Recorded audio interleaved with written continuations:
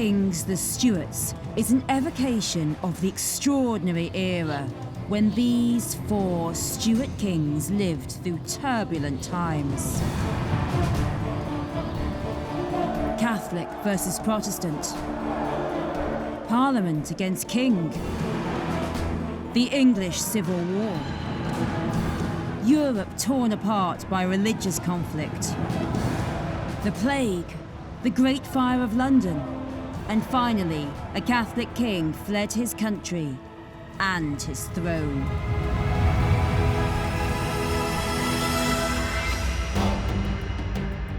Charles I succeeded James I, who had inherited the throne from his mother, Mary Queen of Scots, which had brought the 2 kingdoms together, but at such a bloody cost. Charles struggled to be the king that everyone longed for. From the very beginning of Charles's reign, Charles plunges England into 2 simultaneous wars. To fight both of the superpowers simultaneously is crazy, and the result, of course, is that all the campaigns are failures. He did believe in the divine right of kings. He believed he was placed there by God. Through history, we think Charles I lost his head, having lost a civil war. But we forget the years when he was seen as the luckiest monarch in Europe. He was a highly sophisticated king. He really put British visual culture on the map, both in terms of what he commissioned in the form of Rubens and Van Dyck, but also what he collected. Charles II, the Restoration would bring unity and glamour back to the country. The people were worn out by the austerity of Cromwell and the parliamentarian era, and ecstatically welcomed the new king. James II, the Catholic king of a Protestant country, was a disaster waiting to happen.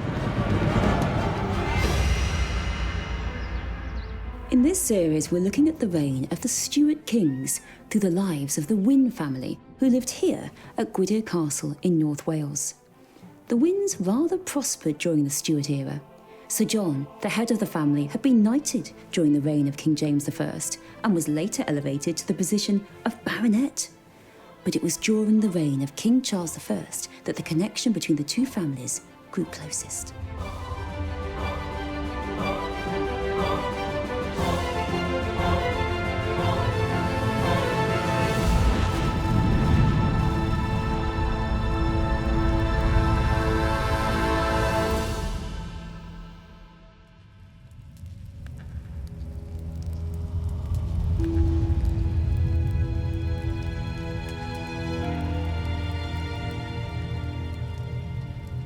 Charles I became King of England, Scotland and Ireland in 1625, succeeding his father King James, the second Stuart monarch.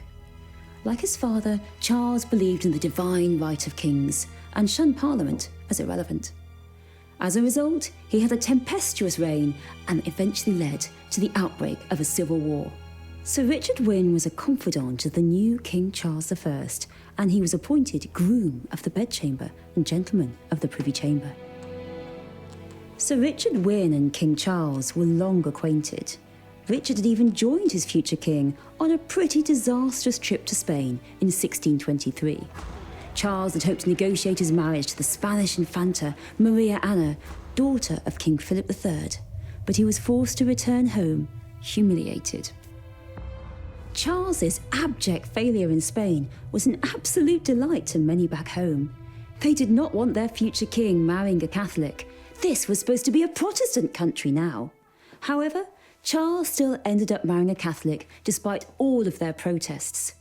As he'd made his way to Spain on that fateful journey in 1623, he'd been to Paris, and there he met Henrietta Maria, daughter of the King of France, Henry IV. So that hopeless journey abroad, trying to get the Spanish Infanta, had not been in vain. Charles and Henrietta Maria would be married in Canterbury in 1625. Henrietta Maria got married on the understanding with Pope Urban that she would try and do her best to bring England back to the true faith of Roman Catholicism, and also the sort of understanding that she would do her best to influence the royal family itself, the children that she would produce. The real problem was she was very zealously Catholic, so she flaunted her Catholicism, even to the extent that she refused to take part in the coronation because she would not have the proceedings overseen by a Protestant. It was something that was anathema to her. It's very puzzling if you're a modern person to find the answer to why it should have been such a source of contention that Charles, the first ever monarch to be brought up as a member of the Church of England, shouldn't have been married to a Roman Catholic. She was French. So you have really strong religious prejudices on the side of Queen Henrietta Maria and of a lot of people in political power in England. And it would have needed somebody to back down, and it wasn't going to be the politicians. In the year of the coronation and marriage, 1625, Sir Richard Wynne is supposed to have planted out these 12 saplings that he brought back from Spain in 1623, which are the famous cedars here at Gwydir. There are 3 that survive. These are the earliest statement of royalism, which is going to be a feature throughout the 17th century of the relationship between the Wynnes and the House of Stuart.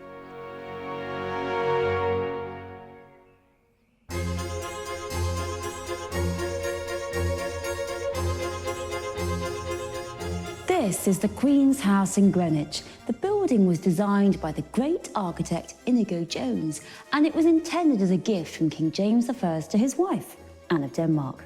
However, she died during its construction and the building was put on hold. Construction recommenced on the Queen's House when King Charles decided it would make a wonderful gift for his new wife, Henrietta Maria. A second level was even added by Inigo Jones, and Henrietta became one of Inigo's key benefactors. Just like her husband, Henrietta Maria was a devoted patron of the arts. Fortunately for the Queen, she had Sir Richard Wynne as a treasurer to help fund her artistic endeavours. Sir Richard would sign off her payments and often paid with funds from his own estate. Sir Richard Wynne was now a firmly established figure in the royal house of Stuart. Treasurer to the Queen Consort, groom of the bedchamber to the King. This meant he had the right to touch the King, a rare honour. Of course, this also meant he was preparing the new King for his many portraits. One of the King's very favourite artists was the exceedingly popular Anthony van Dyck. Have you sat for many portraits yourself, Richard? 1 or 2, sire, though never for as skilled a man as Master Van Dyck. The better sort and no faster. Let us try that one.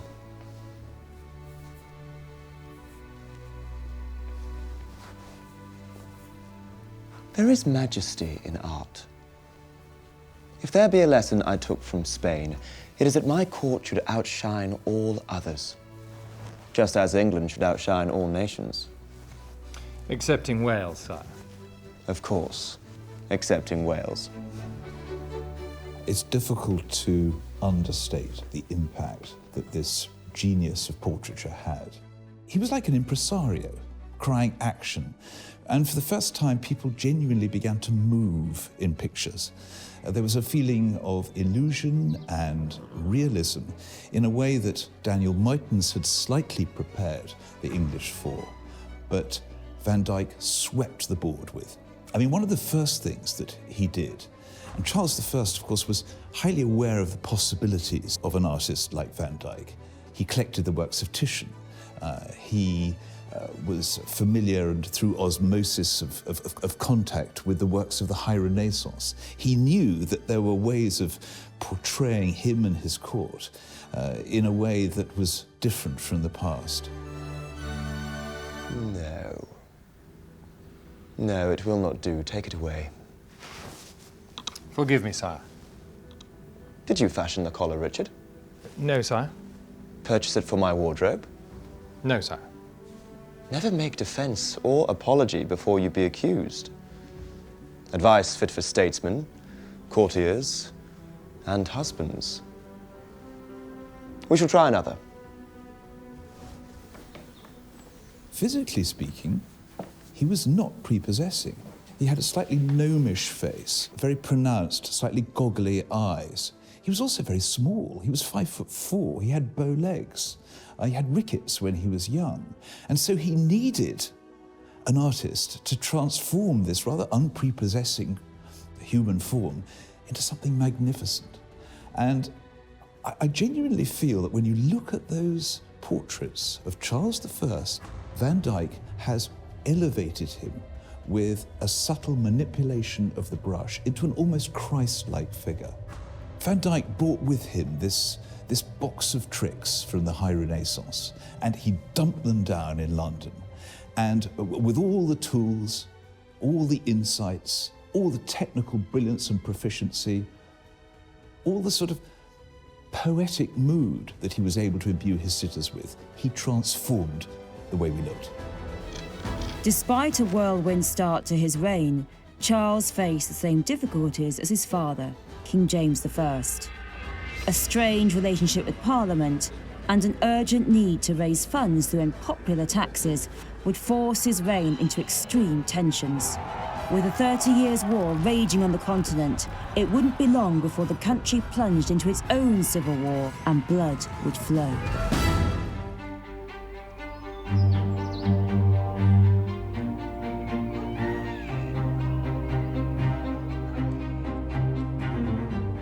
Sir Richard Wynne, the owner of Gwydir Castle here in North Wales, inherited his property and his titles from his father, Sir John Wynne.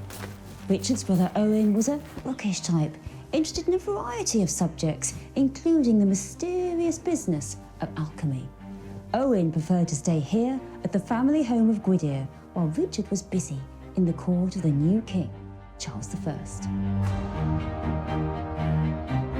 King Charles's reign had started at a frantic pace. He married Henrietta Maria, daughter of the King of France, just a couple of months after gaining the throne, and was already planning a war with Spain after those failed attempts to marry the Spanish Infanta.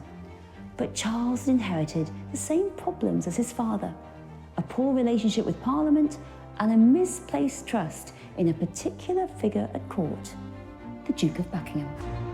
He'd been a favourite of King James and had retained a considerable amount of influence over King Charles as well. There was a sort of intense friendship, which I think started on both sides from a mutual regard of how powerful the other one was. You know, Buckingham because of his royal favour, which he certainly didn't want to lose with the change of ruler, and Charles because he wanted to be loved by his father, and what better way of being loved than to show favour for his favourite. There was a sort of element of intelligence on both parts that diplomatically they should make the most of each other because it was going to further their own interest. But after James's death, Buckingham maintained this extraordinary hold over the throne for the remaining 3 years of Buckingham's life. From the very beginning, Charles and Parliament don't get on. Distrust builds very, very quickly, not least because Charles is pouring money into failed military campaigns led by Buckingham, and Parliament doesn't see why it should continue to give money. He starts raising monies under his prerogative in ways which are truly controversial. It is one of the major issues which generates the distrust of Charles that is going to be in the background of factors for a civil war a few years later. Despite a lack of finances, Charles pressed ahead with his intervention in the 30 Years' War, and an expedition was launched against Spain. Buckingham oversaw an alliance with the Dutch, and the plan was effectively to engage in piracy by raiding Spanish treasure ships returning from the New World with gold, and then to attack Spanish towns in order to drag the country out of the 30 Years' War. It was a complete disaster. Through bad luck and incompetence, at least 1,000 English soldiers died with nothing to show for it. People blamed the already unpopular Duke of Buckingham. The Record Parliament mooted impeaching him, and Charles dismissed them, spare his friend. But he couldn't protect the Duke of Buckingham from all the threats. On the 23rd of August, 1628, Buckingham was stabbed to death in Portsmouth by a disgruntled army officer. Charles and the court mourned Buckingham deeply, but the rest of the country pretty much celebrated his death. The rift between king and country was growing deeper.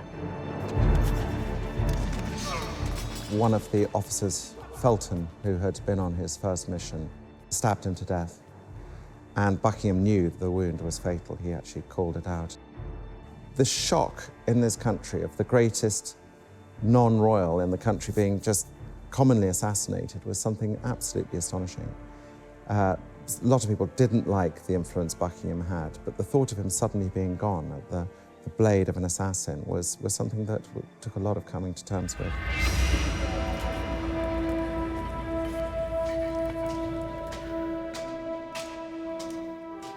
Once Buckingham was dead, Sir Richard Wynne was one of King Charles's most trusted advisors. But he could also be viewed as one of the king's greatest benefactors. Richard's father, Sir John Wynne, had been offered a baronetcy by King James and bought it at a hefty price. Only Parliament could levy taxes, so Stuart monarchs had to find new, inventive ways of acquiring funds if they were going to ignore Parliament, as King Charles liked to do. He generated new income through the highly unpopular ship money levy. This was essentially a tax intended for wartime, but it was now levied during peacetime. It had only been imposed on counties that lay on the coast, but it was now implied inland as well. Families like the Wynnes would be the ones footing this massive tax bill.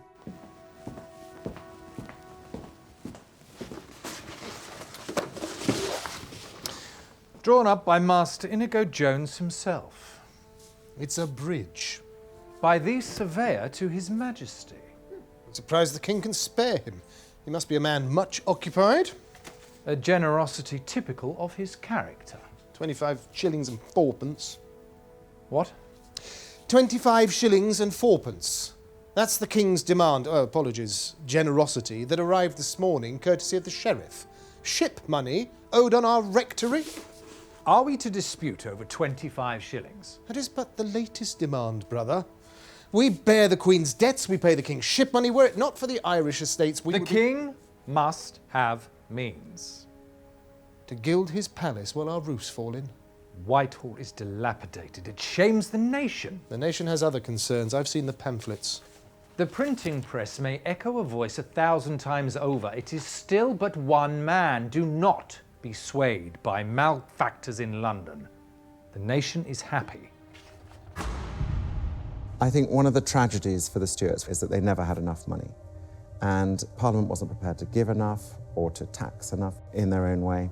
Charles I was very keen to get round this problem and to use whatever device he could come up with. Anything that connected to the crown to raise money, he would look at. And ship money was the first really big disaster in terms of confrontation with people who were not prepared to put up with what they saw as an abuse of kingly power. There is a case for it. There's a big European war going on.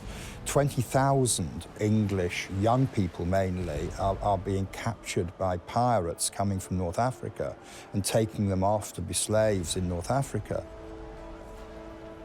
Charles I, in fairness, was building up the navy in a very dramatic way, which was good for the nation. But to impose a tax on internal counties of England for the growing of the navy was a really difficult concept for people who are being asked to pay it. He will not recall Parliament, then? Why let that disputatious gathering disturb the peace? I have conducted alchemic investigations these many years. Vapours, foul and copious, are a near constant.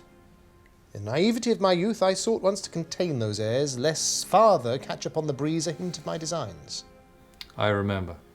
I capped a fermenting bottle, yet my attempts at amelioration only worsened the explosion when it came.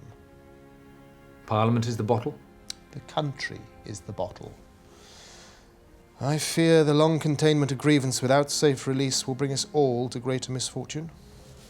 The king may rule without Parliament so ever long he wishes. It's not his prerogative, I doubt, brother, but his wisdom. It is a very fine bridge. To do it without consulting Parliament and then to say, well, I have a right in a national emergency to raise these sorts of monies, when in fact there's time to call a Parliament,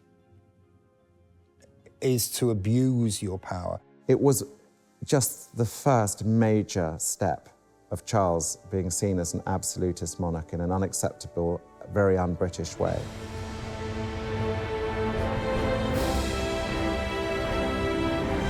The 30 Years' War had begun as a religious conflict between Catholic and Protestant states, and although King Charles had disengaged from the conflict, the religious divisions within his own kingdoms did not disappear.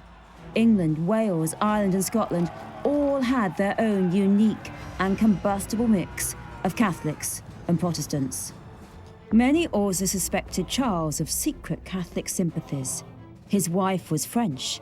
His attempts to help Protestant allies in Europe were seen as half-hearted, and together with his Archbishop of Canterbury, William Laud, Charles passed a series of anti-Calvinist reforms.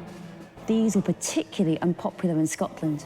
In 1639, the church and public there rebelled. Charles couldn't stand this affront to his authority, but he didn't have the funds to raise an adequate army. Scottish forces swept into England, seizing Northumberland and forcing the king to pay them for the privilege. Charles had no choice but to recall Parliament. Humiliated by the Scots and backed into a corner by his finances, Charles could not dismiss the members this time, and the men of Parliament quickly moved against Charles's government. Advisors were impeached, and new acts were passed, preventing the king from ruling alone in the way he had done. The times seem as a man with ague. Some days good, some days bad. I see not the good. The remedy, as ever, is best found at home. Executing Chief Minister Strafford has purchased not a moment's respite. Had His Majesty not called Parliament last year, I do believe the Earl of Warwick would have marched on London. Now, bit by bit, they gnaw away at his prerogative. An act for preventing the long intermission of parliaments, an act declaring ship money unlawful and void, an act for the regulation of the Privy Council. His Majesty is most sensible of the disrespect. He will brook it, though. He says it is but a few malcontents goading and leading the rabble on. I'm sure he has it right. Come home, brother. If it turns to conflict, I would not have you here in London. My place is with His Majesty.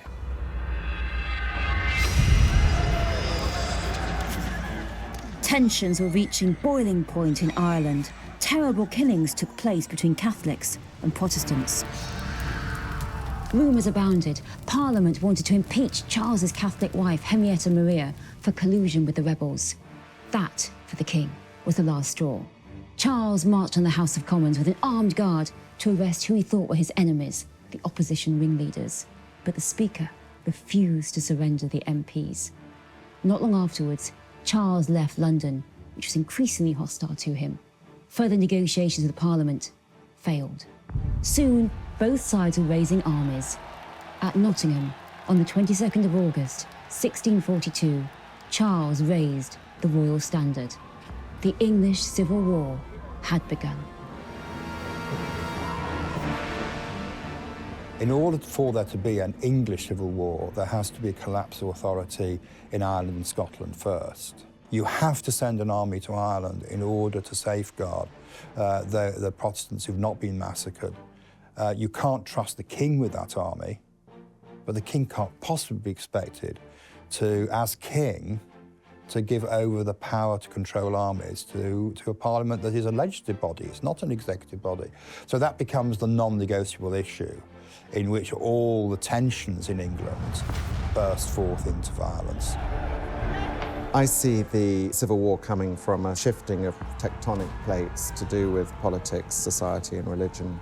There were very, very bloody things going on in the continent which show the intensity of religious feeling on both sides. There was a similar feeling over here about what is right religiously, and people believe passionately to the point of death in their particular brand of Christianity.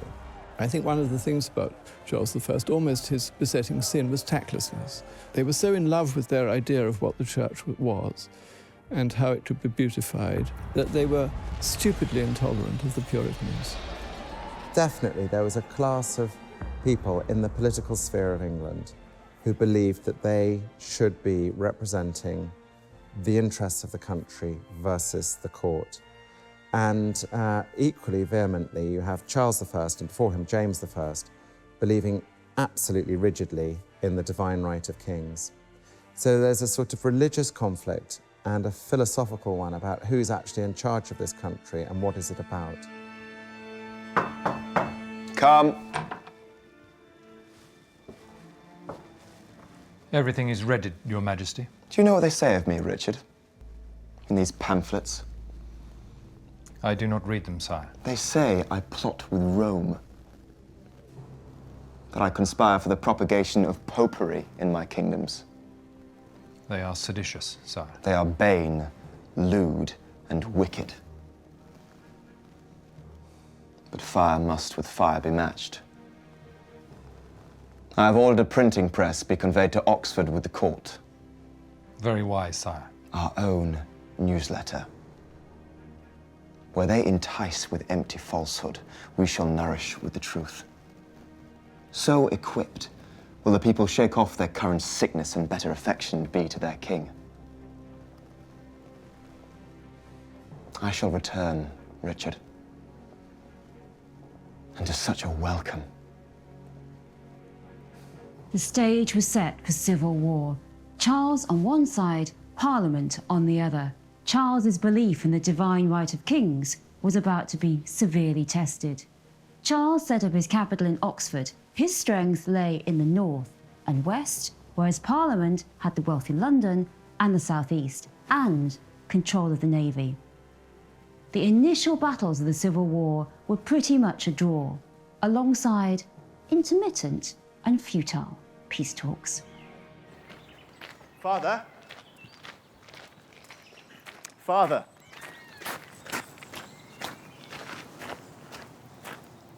Is it from Uncle Richard? Father, what news of the war? Well, it's from one of our tenants. A clothier. He cannot pass army lines to reach market in Shrewsbury. Our drovers cannot take their cattle into England either. Perhaps they should fight instead, if their lord would not forbid it. Wisely, they keep themselves apart. And no matter if people think them cowards, if people talk of them so. Were I to hear such a word, I would correct it very seriously. I think the Royalists were in the ascendant from the summer of 1642 until Marston Moor in 1644, marginally. I think the energy of the Royalists was quite impressive, but the fundamentals were against the Royalists the longer the war went on. The Navy being for Parliament and London being for Parliament, and then when the Scots came in, that was really the turning point. He did believe in the divine right of kings. He believed he was placed there by God. It was his destiny as an anointed king to be the supreme head of the British state. Whereas the Puritans, fed with this Hebraic idea that there is only one king, namely Almighty God, disputed the idea that Charles Stuart, that man of blood, as they called him, should make any such claim. I am a man grown. We've spoken about this. Is it not my duty to serve the king?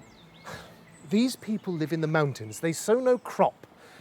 Their livelihood is in cloth, in cattle. Only by reaching market can they pay the rent. Only with their rent can we support the king. That is our duty. It is yours. You cannot stop me. But most of these drovers, these clothiers, are too old for the fight.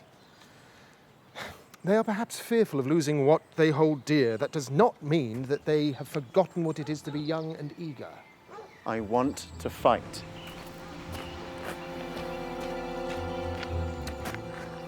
(1645) was a turning point in the civil war that had so far been a stalemate.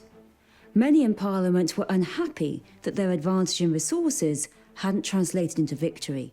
They suspected some commanders of half-hearted leadership. They demanded change. So, in January 1645, the new model army was founded. It was to be professional, well-trained, a national army not limited to one geographical area like the old militia. And promotion was to be based on merit, not on social status. The new model army first took to the field in late spring 1645 under the command of Sir Thomas Fairfax and Oliver Cromwell. Its first major battle was on 14th of June at Naseby, where it faced the king's smaller but more experienced force. The result, a stunning victory for the new parliamentary force. Naseby in Northamptonshire That's the one which really settles it, because once the king's main marching army has been destroyed and his wonderful, wonderful infantry, there's no way to come back for him. The amount of territory he now occupies is too little to support the war effort. The emergence of the new model army, his first great victory at Naseby, is a clear sign that Parliament now has an instrument that will ensure that they will not lose the benefits of their great victory in the middle of Northamptonshire. That Naseby defeat robbed Charles of his best men, his artillery, his stores, and his grip over the royalist heartland of the West Country. Charles retreated to his capital, Oxford. Later, Charles headed for Conway Valley in North Wales, where he had loyal support. It's believed that he came here to Gwydir Castle upon the invitation of Sir Richard Wynne. Sir Richard Wynne was at the side of King Charles as his brother Owen received this message at Gwydir.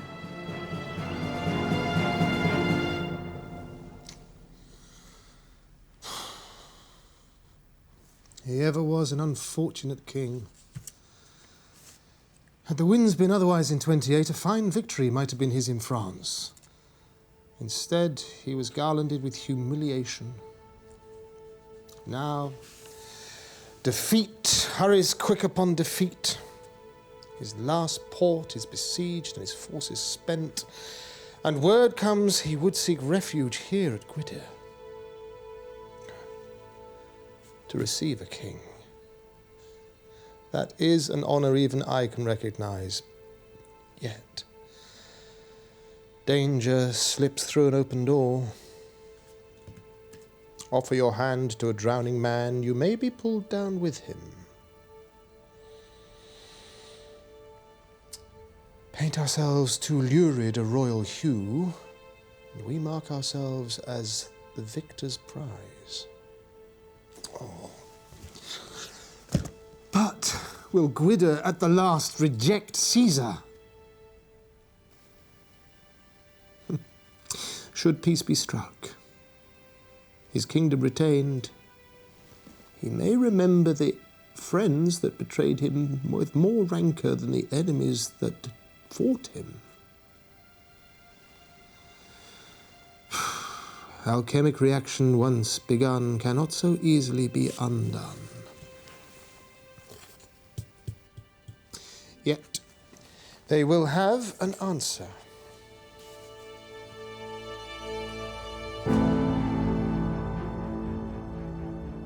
There was this king who was a charming man, had lots of good qualities, religious, thoughtful, very good family man, but a terrible king, and one who had taken very poor advice at a lot of key junctures.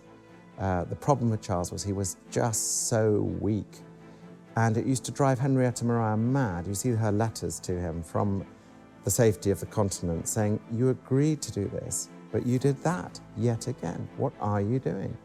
And he couldn't help himself. He just was easily swayable. And this was not a decade, the 1640s, where you could have a weak king and hope for a good outcome for the country or for him.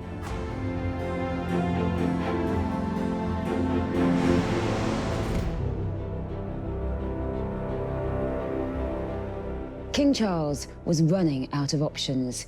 He was forced to surrender to the Scottish army on the 5th of May, 1646. And after months of negotiation, Charles was given up into the custody of the English Parliament, essentially taken to prison. Charles didn't give up hope. He knew about growing divisions between the Scots and the English, and between Parliament and the new model army. So he had a plan. He made a secret agreement with the Scots. They would invade England and, with the help of the remaining royalist forces, return Charles to the throne. In return, Charles would establish a Scottish Presbyterian religion in England. The king, having lost the war, tries to win the peace. I mean, he tries to play off his enemies against one another. But it's not impossible that couldn't have worked. If he'd been a little bit more flexible in 1647, he could probably have made a deal with the army, and the army would have put him back on the throne. In return, what they were demanding was complete religious freedom. that there should be complete liberty. And that was better for him, I think, than having a Presbyterian, strict Scottish-style church government. He could have had a weak Episcopalian system, Church of England, a weak Church of England, but with complete freedom outside it, and he doesn't take that opportunity. The Second Civil War flamed into life in 1648, but it was brief. The new model army put down the royalist rebellions before defeating the Scottish forces at Preston in August. Charles was forced to negotiate. But those divisions between the new model army and Parliament had not gone away. Parliament voted narrowly to continue negotiating with the king. But by now, the army and Oliver Cromwell thought Charles a tyrant who had to be removed.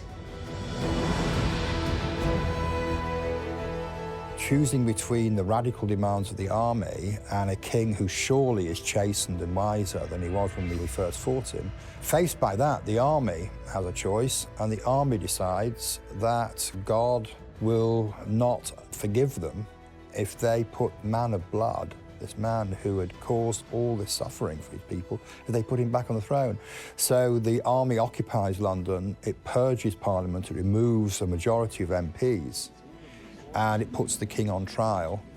When finally the king is taken, it's interesting that Sir Richard Wynne, of course, as well as his royal duties, was an MP. He then has to watch the slow unravelling of the royalist cause. And he'd been in his service for all these years, already when he was prince, and going all the way through, having carried his robes at the coronation, having been with him on a drunken jaunt in Spain, having done all those things with the king and then ultimately with the Queen later.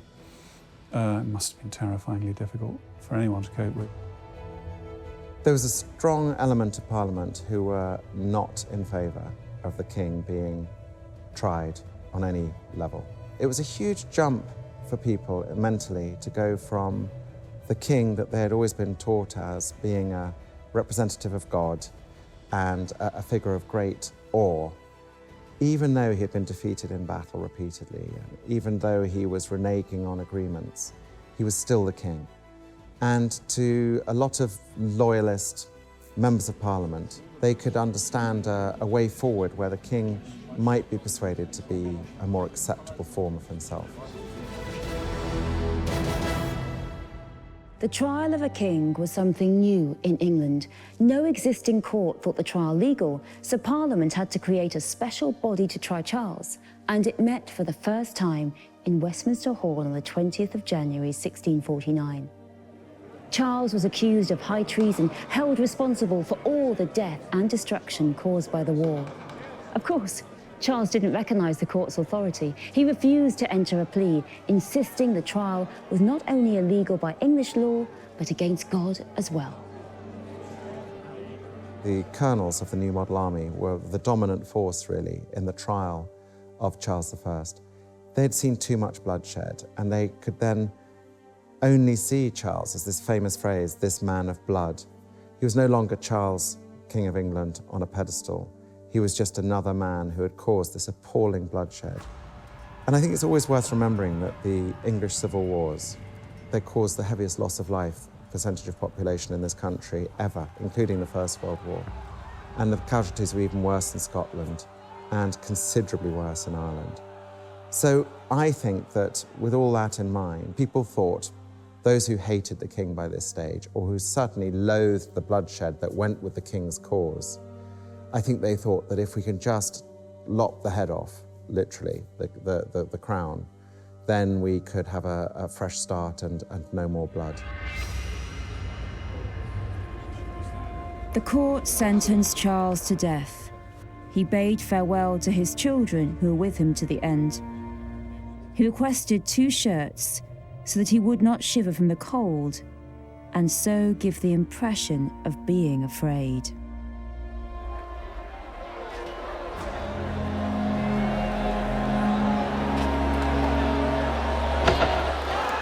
The king was beheaded on a scaffold outside Banqueting House in Whitehall on the 30th of January, 1649.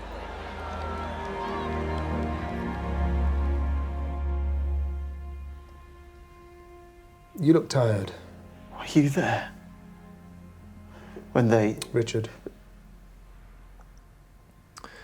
May we all meet our deaths in so steadfast a spirit. Did they grant him any last words?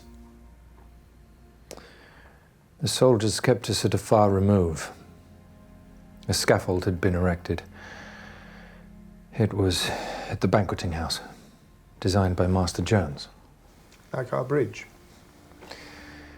I could not hear what he said. I saw him speak a prayer, then kneel at the block, hands outstretched before him.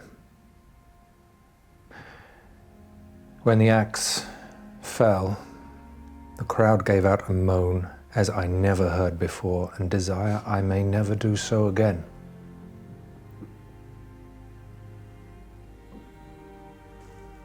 Charles, king and martyr.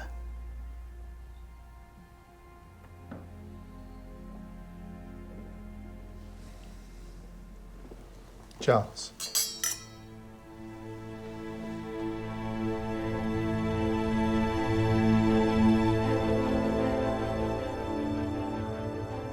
It's interesting that Sir Richard Wynne just sort of fizzles out, and a few months after the execution of the king, he's dead.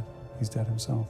In the 19th century, they would have romantically said he died of a broken heart, but he really had no purpose. He sort of fizzled out. It's a sort of unspecific illness. I think he just wasted away, probably through grief. The House of Lords was abolished and executive power wielded by Parliament and its Council of State. The new model army was the most powerful force in Britain. With Oliver Cromwell in command, it swept aside all remaining military opposition. In 1653, Cromwell disbanded Parliament. He thought it quarrelsome and ineffective, and seized power as Lord Protector. In the end, the bloody English Civil War between King and Parliament saw both sides lose. All the while, across the sea, Charles's son and heir waited in exile. In the next episode of The Stuarts, A Bloody Reign, the heir to the throne, Charles II, goes into hiding on the continent, where he is stunned by the news that his father has been put to death. For over a decade, Charles travels in exile around the royal houses of Europe, planning to overthrow Cromwell's Commonwealth and restore the House of Stuart. But his attempts are in vain, and it seemed all hopes are lost. However, the tides begin to turn back in the Stuarts' favour with the death of Cromwell, and soon Charles II will be welcomed with open arms by an adoring public in London. The restoration of the monarchy sees a return to prominence for the Wynne family as well. But there are many enormous obstacles to overcome, including a huge outbreak of the dreaded plague and the Great Fire of London.